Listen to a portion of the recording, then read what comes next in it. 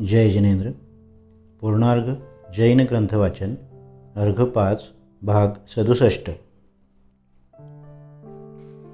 देवनंदीनंतरचे दुसरे महान जैन व्याकरणकार शाकटायन होय. यांच्या शब्दानुशासनाची रचना अमोघ वर्ष या राष्ट्रकूट राजाच्या कारकिर्दीत शके 739 व 786 च्या मध्यंतरी झाली. एक प्रसिद्ध टीकाकार व पार्श्वनाथ चरित्रकर्ते वादीचंद्र याने या व्याकरणकाराचे नाव पाल्यकीर्ती असे असल्याचे सूचित केले आहे. पाणिनीने ज्यांचा उल्लेख केला आहे ते प्राचीन व्याकरणकार शाकटायन व प्रस्तुत शाकटायन यांच्यात गोंधळ होऊ नये म्हणून यांचे दुसरे नाव पाल्यकीर्ती असे सुचविले असावे. मूळ जैनेंद्र व्याकरणात जी कमतरता व अपूर्णता होती ती सर्व या शब्दानुशासनात भरून काढली आहे. एवढेच नव्हे तर यामध्ये अनेक गोष्टी मौलिकही आहेत. उदाहरणार्थ यातील प्रारंभीची प्रत्याहार सूत्रे पाणिनीय परंपरेपेक्षा काहीशी निराळी आहेत. श्रुलुक ऐवजी केवळ श्रुक असा पाठ आहे, कारण श्रु व लू यामध्ये अभेद मानला आहे. त्याचप्रमाणे उपांत्यसूत्र श श स र यामध्ये विसर्ग जिव्हामुलीय व उपाध्यनीय यांचाही समावेश केला आहे. जैनेंद्र सूत्र व महावृत्तीमध्ये पाणिनीय प्रत्याहार सूत्र स्वीकारले आहे, परंतु जैनेंद्र परंपरेतील शब्दार्णव चंद्रिकेत मात्र शाकटायन प्रत्याहार सूत्र स्वीकारले आहे. शाकटायनाच्या ग्रंथाचा जैनेंद्र व्याकरणावरील टीका साहित्यकार फार मोठा उपयुक्त प्रभाव पडला आहे आणि असे वाटते की हा व्याकरण ग्रंथ अधिक परिपूर्ण असतानाही जैनेंद्र व्याकरणाची परंपरा अखंड राहण्यासाठी त्याला याचा आधार देऊन आपल्या कालापर्यंत तरी यात पूर्तता आणणे आवश्यक समजले असावे. शाकटायनाने आपल्या सूत्रावर स्वतः वृत्ती लिहिली आहे. आपल्या समकालीन अमोघवर्ष राजाच्या नावावरून या वृत्तीला अमोघ वृत्ती म्हटले आहे. ही वृत्ती 18,000 श्लोक प्रमाण आहे. याचे 6,000 श्लोक प्रमाणे संक्षिप्त स्वरूप यक्षवर्माच्या चिंतामणी नावाच्या लहान वृत्तीत पाहावयास मिळते. इंद्रचंद्रादिक शाब्दिकांनी शब्दांचे जे लक्षण सांगितले आहे ते सर्व यात आणि जे येथे नाही ते दुसरीकडे कोठेही नाही. यात गणपाठ, धातुपाठ, लिंगानुशासन इत्यादी निशेष या विशेषणाच्या रूपाने लेखकाने बहुतेक अनेक शेष व्याकरणाची अपूर्णता सूचित केली आहे. या वृत्तीच्या अभ्यासाने बालक किंवा अबलाही निश्चितपणे एका वर्षात संपूर्ण वाङ्मयाचे ज्ञाते होऊ शकतात असा स्वतः यक्षवर्माचा दावा आहे. या चिंतामणी वृत्तीवर अजित सेन याने मणिप्रकाशिका नावाची टीका लिहिली आहे. मूळ सूत्रावर लघु कौमुदीप्रमाणे रूपसिद्धी नावाची लहानशी टीका दयापाल मुनीने लिहिली आहे. लेखकाचे गुरु मतिसागर व पार्श्वनाथ चरित्रकार वादिराज सुरी समकालीन असल्याने ते 11व्या शतकातील ठरतात. सिद्धांत कौमुदीच्या पद्धतीने लिहिलेला अभयचंद्र यांचा प्रक्रिया संग्रह नावाचा ग्रंथ प्रकाशित झाला आहे. वादी पर्वत वज्र भावसेन त्रैविद्यदेव यांनी लिहिलेल्या शाकटायन टीका नावाचा आणखी एक टीकाग्रंथ आढळतो. तोच शाकटायन टीकेचा कर्ता असावा.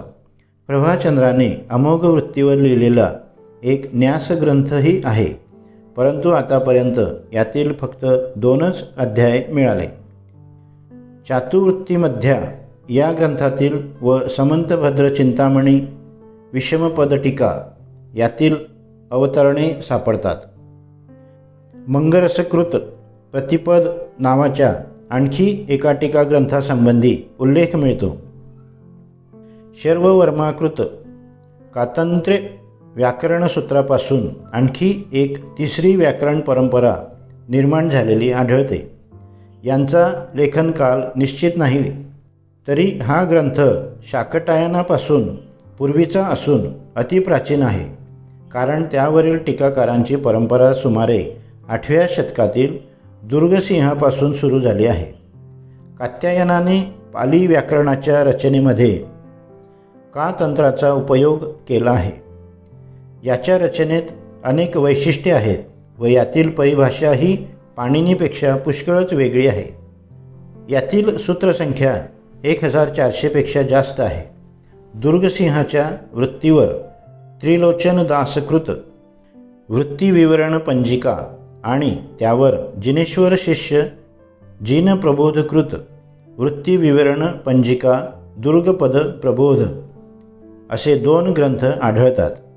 याशिवाय ढुंढकपुत्र महादेवकृत शब्दसिद्धिवृत्ती, महेंद्रप्रभशिष्य मेरुतुंगसुरीकृत बालबोध वर्धमानकृत विस्तार, भावसेनत्रैविध्यकृत रूपमालावृत्ती, गाल्हणकृत चतुष्कवृत्ती, मोक्षेश्वराकृत आख्यानवृत्ती व पृथ्वीचंद्रसूरीकृत वृत्ती इत्यादी टीकाग्रंथ आढळतात. एक कापाळक विशेष व्याख्यानही उपलब्ध आहे. यावरून मूळ ग्रंथाचे नाव कालापक असेल असे वाटते. एक कौमार समुच्चय नावाचा 3170 श्लोक प्रमाण पद्यमय टीकाग्रंथ आहे. कालांतर संभ्रम व विद्यानंदीकृत कालांतरोत्तर अशा नावाच्याही 2 टीका आढळतात. याशिवाय दुसऱ्याही काही टीका आहेत, पण त्यांच्या कर्त्यांची नावे मिळत नाहीत. या ग्रंथापैकी काही विद्वान अजैनही असावेत असे वाटते. या सर्व ग्रंथांवरून या व्याकरणाचा प्रचार खूप झाला होता असे दिसते. जैनेंद्र व शाकटायनाच्या ग्रंथाच्या मानाने हा ग्रंथ पुष्कळ संक्षिप्त आहे, हेही त्याचे एक कारण असावे. चौथे महान जैन व्याकरणकार म्हणजे हेमचंद्र होत. त्यांचा शब्दानुशासन हा ग्रंथ सर्वांग परिपूर्णता व विविध वैशिष्ट्ये या दोन्ही दृष्टीने अद्वितीय आहे.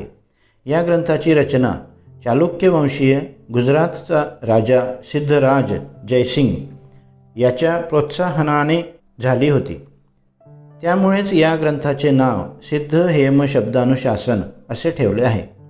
सिद्धराजाच्या कारकिर्दीचा काल विक्रम संवत 1151 ते 1199 पर्यंतचा होता. याच काळात हाही ग्रंथ लिहिलेला होता. जैन शब्दानुशासन पाणिनीच्या अष्टाध्यायीप्रमाणे 4 पादांच्या 8 अध्यायांमध्ये पूर्ण केला आहे. 8वा अध्याय प्राकृत व्याकरणासंबंधी आहे. त्याचा आढावा प्राकृत व्याकरण विभागात आलेला आहेच.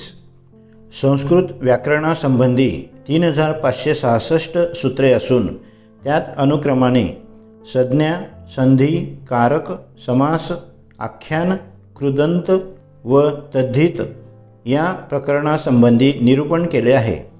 सूत्रांच्या बरोबरच गणपाठ, धातुपाठ, उणादी व लिंगानुशासन देखील जोडले आहेत.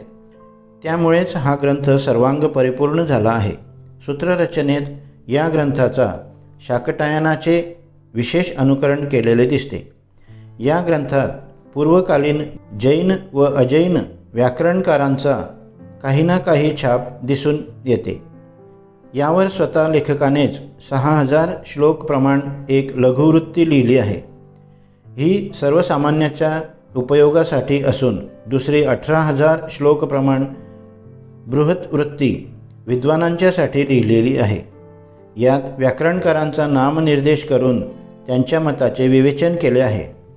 या प्राचीन व्याकरणकारांमध्ये देवनंदी, शाकटायन व दुर्गसिंह व त्याचप्रमाणे यास्क, गार्ग्य, पाणिनी, पतंजली, भर्तृहरी, वामन, जयादित्य, क्षीरस्वामी, भोज इत्यादींचा उल्लेख आहे. हेमचंद्राने यातील विधिविधानामध्ये आपल्या कालापर्यंतच्या भाषाशास्त्रीय विकासाचा समावेश करण्याचा प्रयत्न केला आहे. ऐतिहासिक दृष्टीने हा भाग महत्त्वाचा आहे. उणादी सूत्रावर व लिंगानुशासनाच्या पद्यमय रचनेवर कर्त्याचे सोपज्ञ विवरण आहे. शिवाय ग्रंथकाराने एक लघु व दुसरा बृहत न्यास लिहिला आहे. त्याही प्रती उपलब्ध असून बृहत न्यासामध्ये 9000 श्लोक असल्याचे सांगतात. मात्र निरनिराळ्या 8-9 पदावर केवळ 3470 श्लोक प्रमाण ग्रंथ सध्या उपलब्ध आहे.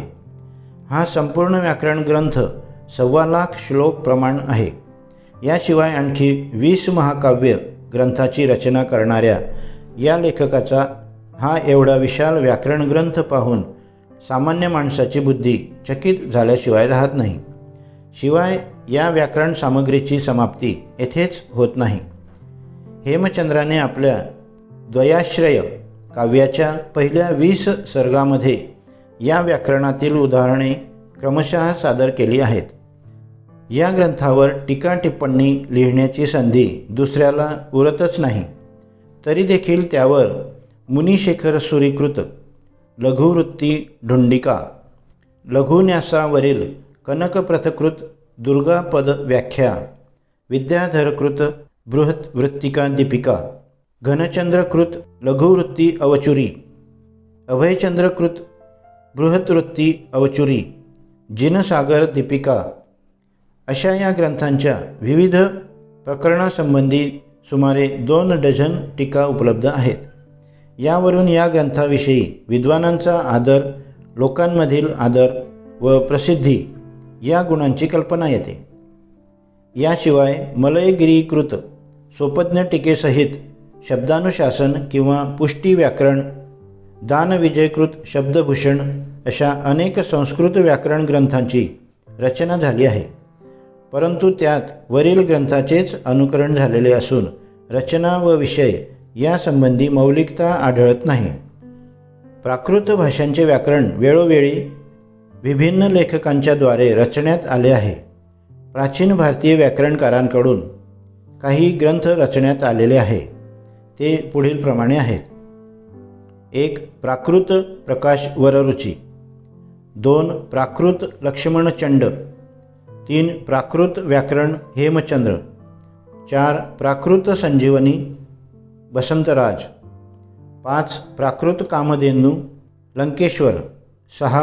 प्राकृत व्याकरण समंतभद्र. 7. प्राकृत व्याकरण वृत्ती त्रिविक्रम. 8. प्राकृत प्रबोध नरचंद्र. 9. प्राकृत प्रक्रिया वृत्ती उदय सौभाग्य. 10. प्राकृत चंद्रिका शेषकृष्ण पंडित. 11. प्राकृत चंद्रिका रामनाचार्य. 12. प्राकृत मनोरमा भामह. 13. प्राकृत रूपावतार सिंहराज. 14. प्राकृत दीपिका चंडीवर शर्मा. 15. प्राकृत कल्पतरू रामतर्क वागेश. 16. प्राकृत मंजरी कात्यायन. 17. प्राकृत सर्वज्ञ मार्कंडेय. 18. प्राकृतानंद रघुनाथ शर्मा. 19. प्राकृत प्रदीपिका नरसिंह. 20. प्राकृत मणिदीपिका चिन्नवोम भूपाल. 21. प्राकृत मणिदीप अप्पभज्वन. 22. षडभाषा मंजरी. 23. षडभाषा वार्तिक. 24. षडभाषा चंद्रिका लक्ष्मीधर. 25. षडभाषा चंद्रिका भामकवी. 26. षडभाषा सुबंधादर्श. 27. षडभाषा रूपमालिका दुर्गाणाचार्य. 28. संक्षिप्त सार प्राकृतवाद कुमदीश्वर. 29. प्राकृत व्याकरण शुभचंद्र. जैन विद्वानांनी साहित्याच्या क्षेत्राबरोबरच व्याकरणाच्या क्षेत्रातही असामान्य कार्य केलेले दिसते. व्याकरणशास्त्रातील त्यांचे कार्य आधुनिक काळ मूलभूत कार्य म्हणून मानले जाते.